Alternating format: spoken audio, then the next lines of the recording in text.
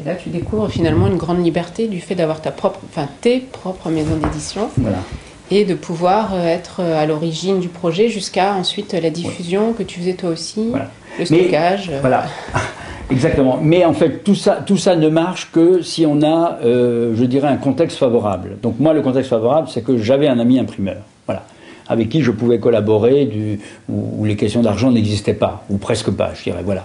Donc il y avait déjà, la base économique je n'étais pas lié à une nécessité de vendre, de diffuser, de rentabilité, etc. Je faisais des livres d'artistes un peu comme je faisais des tableaux. S'ils trouvaient une destination vers un collectionneur, tant mieux, mais si le livre ne se vendait pas, tant pis. Enfin, je veux dire, je faisais quand même le suivant. Alors, quand je dis tant pis, à un moment donné, il faut quand même aussi un peu, à la fois parce que c'est absurde de stocker des choses, et que quand même la destination des livres, c'est quand même d'être lu, au moins d'être parcouru, feuilleté, etc.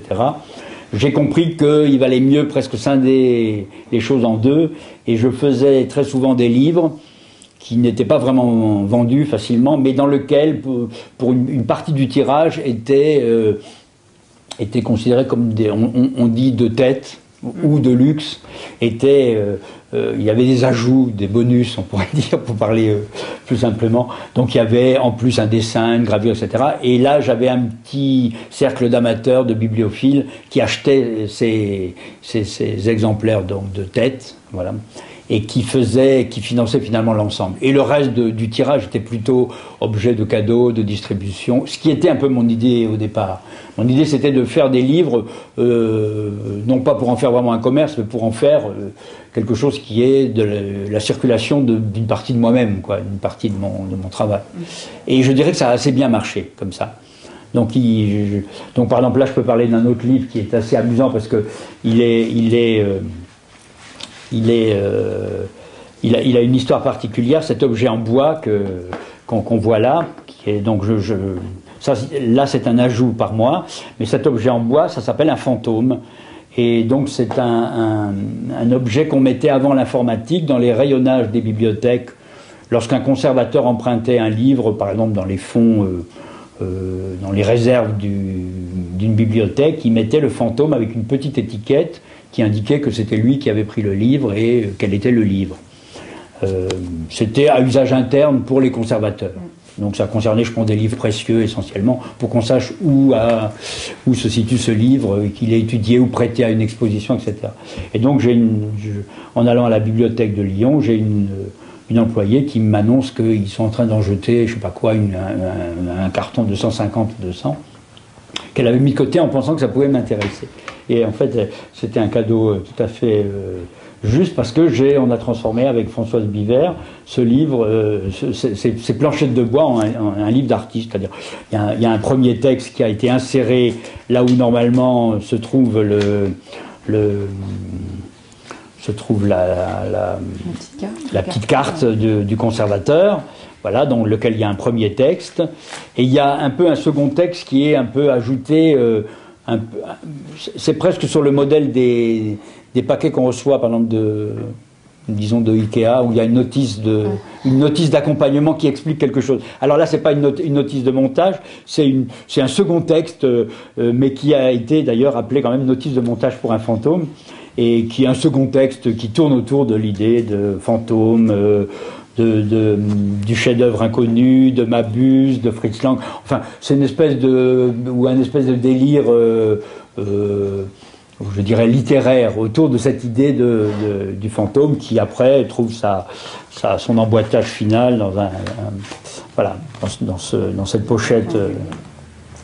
Alors ça, ce qui est à la fois amusant pour moi, c'est qu'il y a tout à la fois une élaboration un peu technique et une collaboration qui se fait autour d'un projet un peu excitant intellectuellement. Et puis il y a un autre aspect, c'est que pour mon dessin ou pour ma peinture, c'est le dialogue avec les écrivains m'a, je dirais, un peu permis de déplacer les choses, ou m'a forcé à déplacer les choses.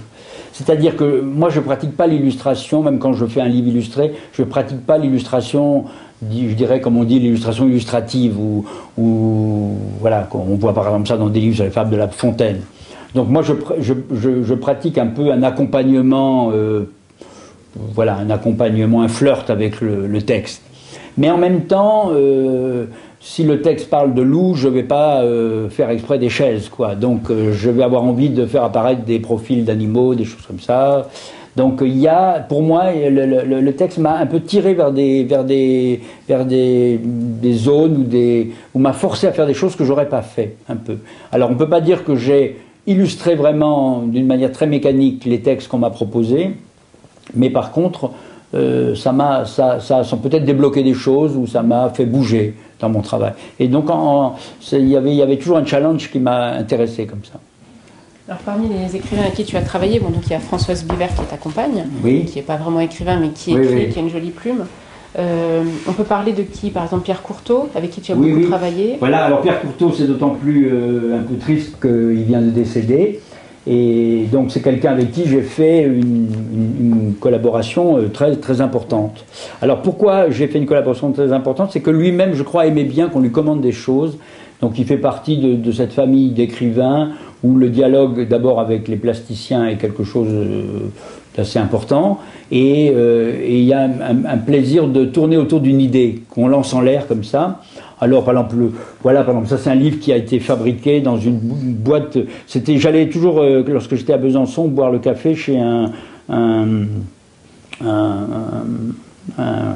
bistrotier qui fumait, à l'époque où on fumait encore. Bon, il fumait, il avait donc il fumait des petits cigarillos de la marque Palm, voilà. Et donc voilà, donc j'ai dit à Pierre Courteau, est-ce que tu as envie de faire un livre qui serait à l'intérieur d'une petite boîte de cigarillos? Il m'a dit, je fume pas, donc je vais te faire quelque chose qui est un peu proche de cet univers. Il l'a appelé Tabac et chocolat. Et donc on a fait un petit livre. Donc la contrainte, c'est effectivement que... Alors là, c'est ce qu'on appelle un défait, c'est-à-dire le livre n'est pas relié pour qu'on comprenne.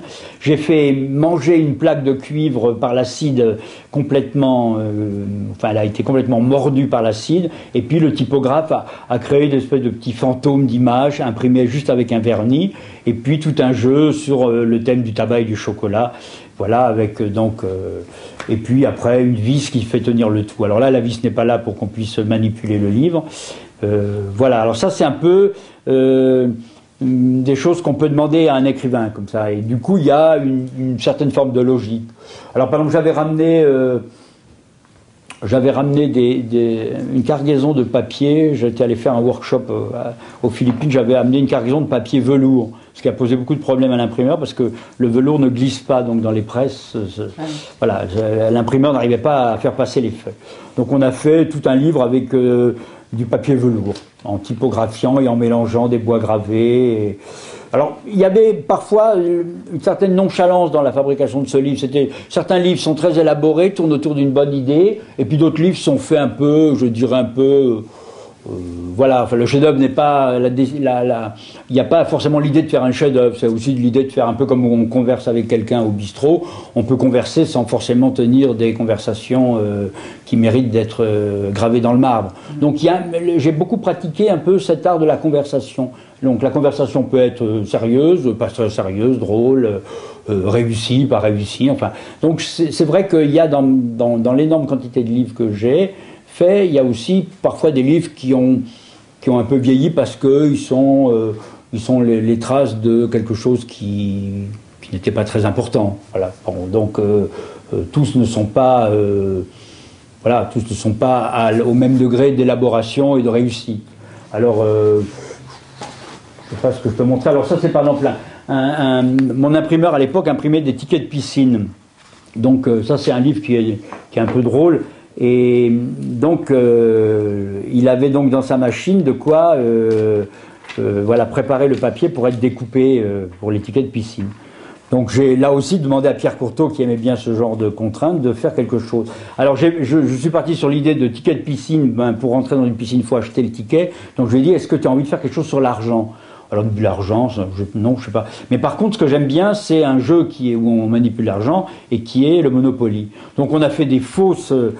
moi j'ai dessiné des fausses billets de Monopoly et on a fait tout un petit livre comme ça, normalement que l'acheteur du livre peut découper. Donc il a à chaque fois... voilà, là, on peut avoir... donc il y a 50 petites phrases qui sont 50, je dirais...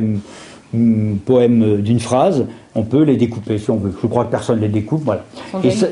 C'est des haïkus, voilà. Il y a 50 petits haïkus, et on peut dire que c'est des haïkus un peu drôles, parce que c'est sur le Monopoly, c'est sur l'argent, l'enfance, etc.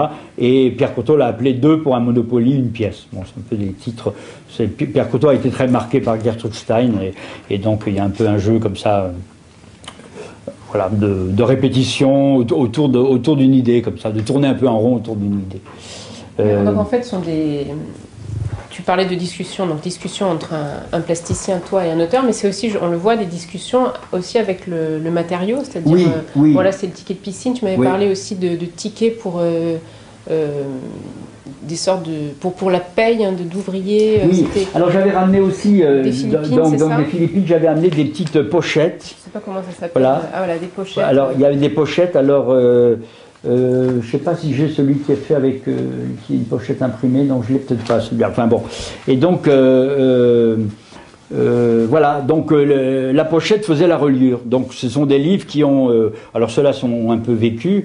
Donc c'était des livres un peu minimum, voilà, qui sont il fallait que ça rentre dans la pochette. Voilà, donc la contrainte, c'était ça. Voilà, la contrainte, c'était ça. Et après, de ça, on a alors ça, c'est à nouveau un texte de Françoise Biver. Sur le danger des rives, c'est un texte qui tourne autour de la ville de Lyon et avec tout un jeu de transparence assez sophistiqué. Et là, c'est le moment où je me rends compte que, par exemple, je peux fabriquer quelque chose que vous avez devant les yeux, là, qui sont des polymères, c'est-à-dire au lieu de faire de la gravure gravée, je peux faire mélanger une maquette à l'ordinateur et la faire un cliché, et puis après la faire imprimer par mon typographe. Parce qu'il y avait toujours quand même ce souci de ne pas... de rester, je dirais, dans un cercle d'amis. Donc, mon ami typographe, mes amis écrivains, les presses dont je disposais. Donc, de rester un peu dans un cercle, je dirais, voilà, que je pouvais contrôler. Voilà. Donc, l'idée, c'était pas pour moi de faire appel à des imprimeurs. C'était un peu de tout gérer moi-même, avec un cercle d'amis. Alors, c'est par exemple, il y a quelque chose où j'ai beaucoup investi. À la fois, j'ai fait un petit livre, mais surtout j'ai fait des grandes estampes. J'ai rencontré à l'occasion d'une exposition où j'avais été invité à montrer cette collaboration avec les écrivains dans l'Institut français, enfin la Maison française, ça s'appelle, qui est à la Columbia Université à New York.